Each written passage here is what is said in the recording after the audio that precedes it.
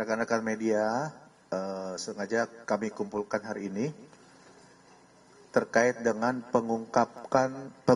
pengungkapan kesekian kalinya dari Densus 88 anti teror Barreskrim Polri, ya, di mana kita ketahui bersama kemarin melaksanakan penangkapan kembali ada beberapa teroris yang nanti akan disampaikan oleh Kabakrenmin Kombes Pol Aswin Azhar Siregar, ya, Kabakrenmin dari Densus 88 anti teror.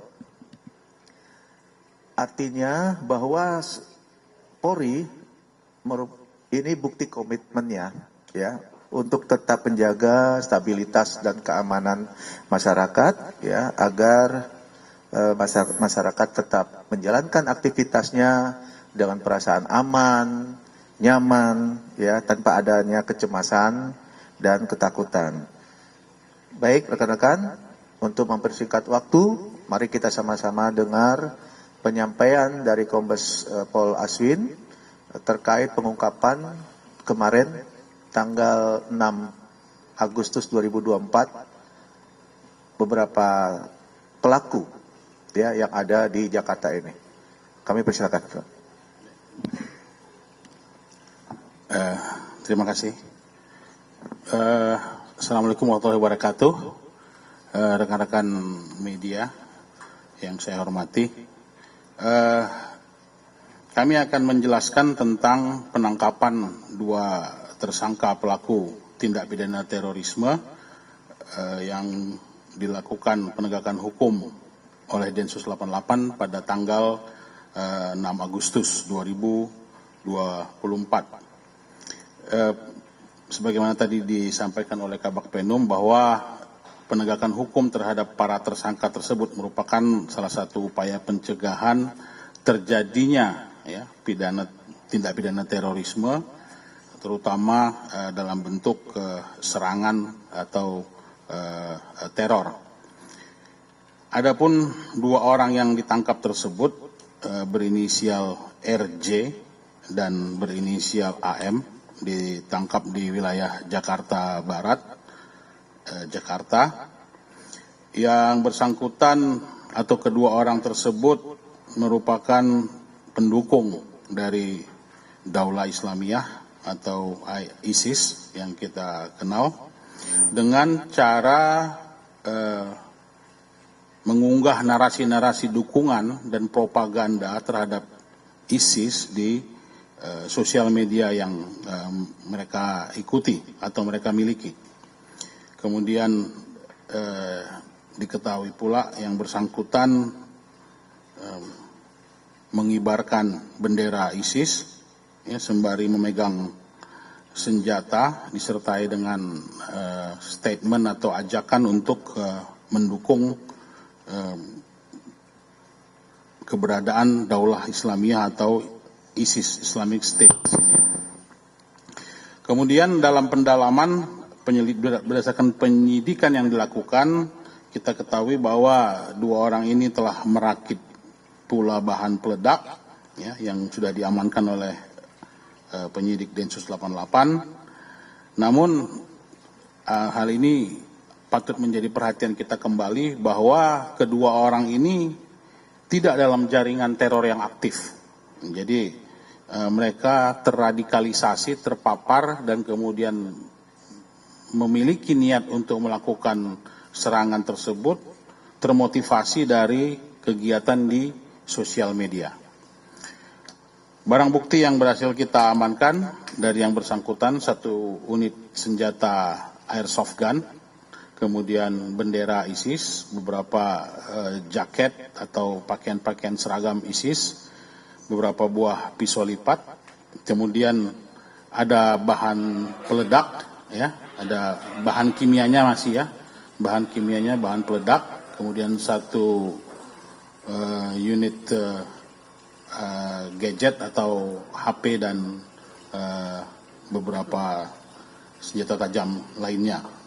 Nah, di sini kami ingin menekankan dan ingin menyambung, ya, kemarin yang kasus penangkapan satu tersangka HOK di Batu, Malang, ya, yang sama terradikalisasi dari keikut sertaannya di sosial media atau di grup-grup sosial media, baik yang di dalam negeri, ya, ataupun kita ketahui grup itu dikelola dari luar negeri. Ya.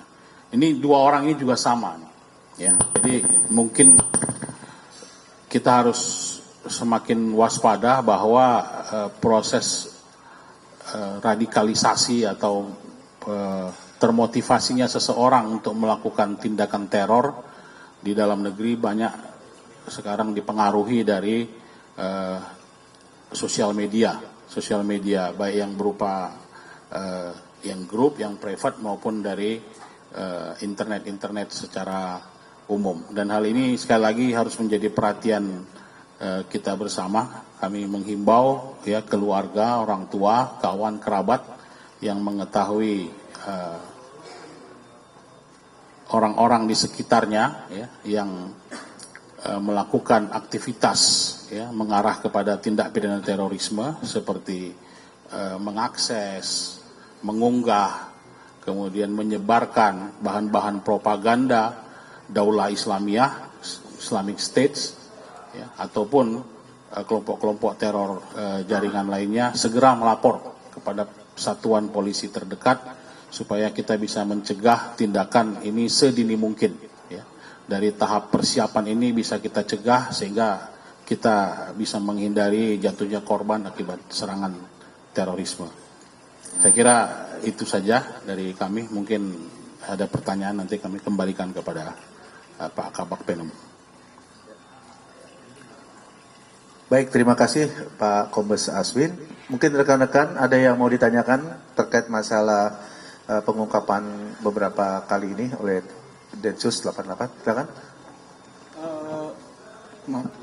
Izin bertanya, apakah penangkapan pelaku saat ini itu ada kaitannya dengan yang di Batu? Mereka secara komunikasi baik medsos atau kenal secara personal apa tidak antara yang di Jakarta dengan di Malang? Terima kasih. Langsung jawab ya, tidak ada. Jadi termasuk sosial media group dan apa istilahnya itu ya, laman-laman atau website yang diakses juga berbeda. Ini menunjukkan bahwa banyak sekali grup-grup seperti ini yang mencoba merekrut ya tanpa ketemu fisik gitu ya. Jadi hanya melalui grup-grup sosial media ataupun propaganda di website-website dan internet yang mereka miliki. Jadi nggak ada kaitannya dengan yang di Malang kemarin. Ini dulu ya. Oke, Pak.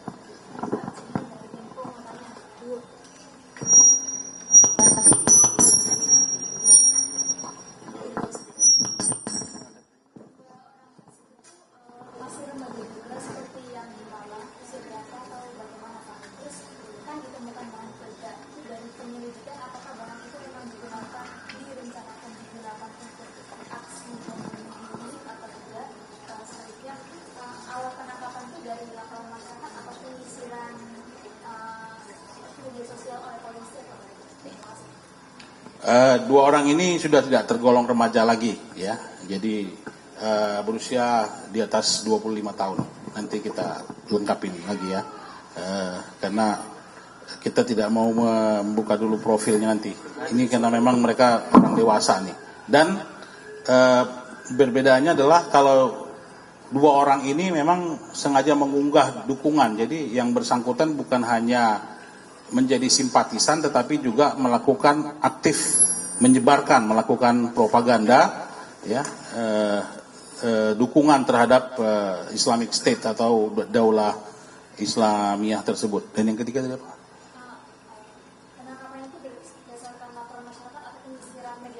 Nah, jadi secara teknis Densus 88 penyelidik atau unit intelijen yang bekerja di Densus 88 dan unit penyidik itu terus melakukan monitoring baik yang secara fisik jaringan-jaringan yang sudah kita kenal dan juga konten-konten di internet. Dan kita bekerja sama dengan Humas Polri, bekerja sama dengan Menkom Info, sudah banyak grup-grup sosial media ataupun website-website yang kita laporkan, ya, yang sudah di take down atau dilakukan tindakan oleh baik dari Humas Polri maupun dari Menkom Info. Jadi kita melakukan seperti screening atau monitoring gitu ya dari grup-grup yang memang memiliki aktivitas terkait dengan propaganda teror ataupun propaganda ISIS khususnya.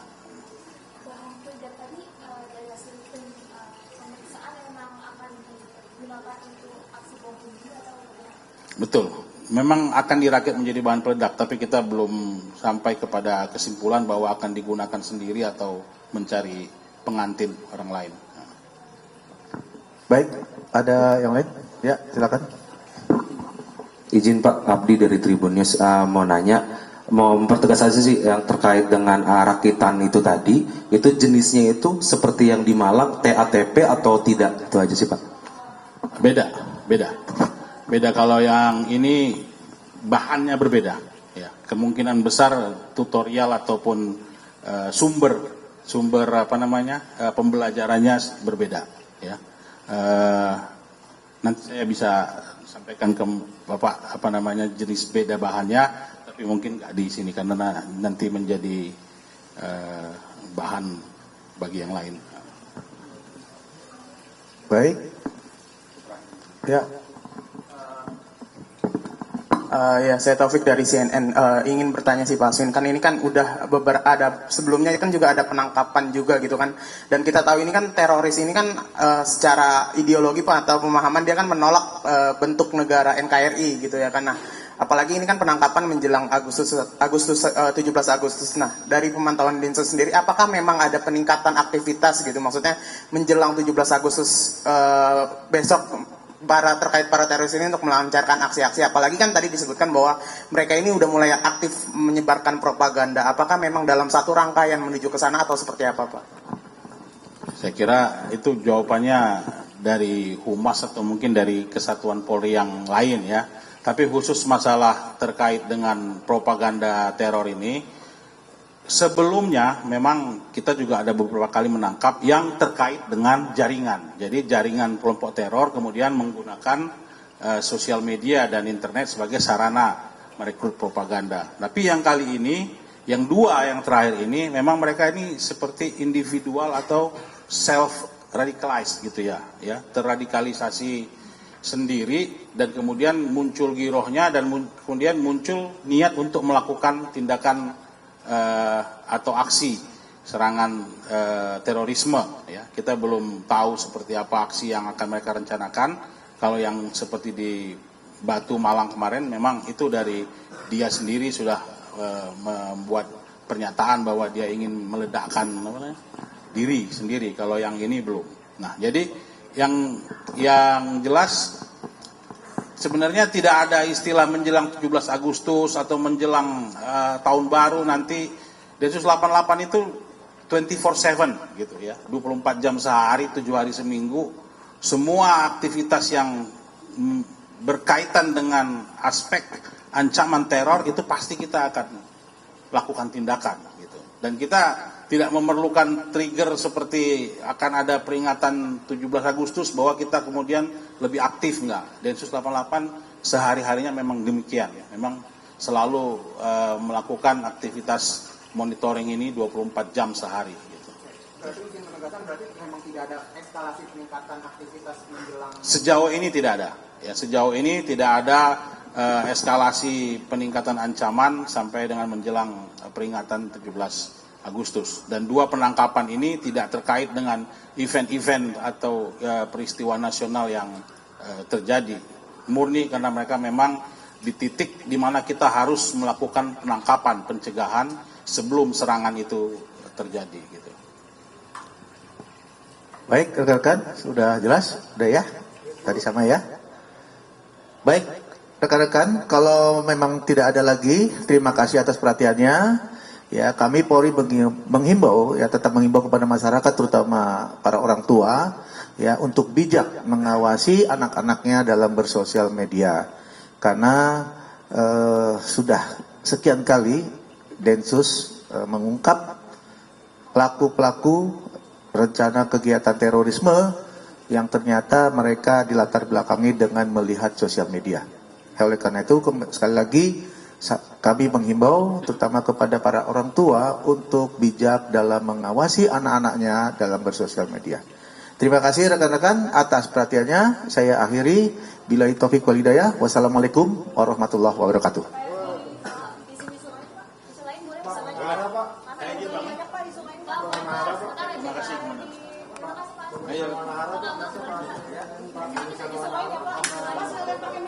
Isu apa?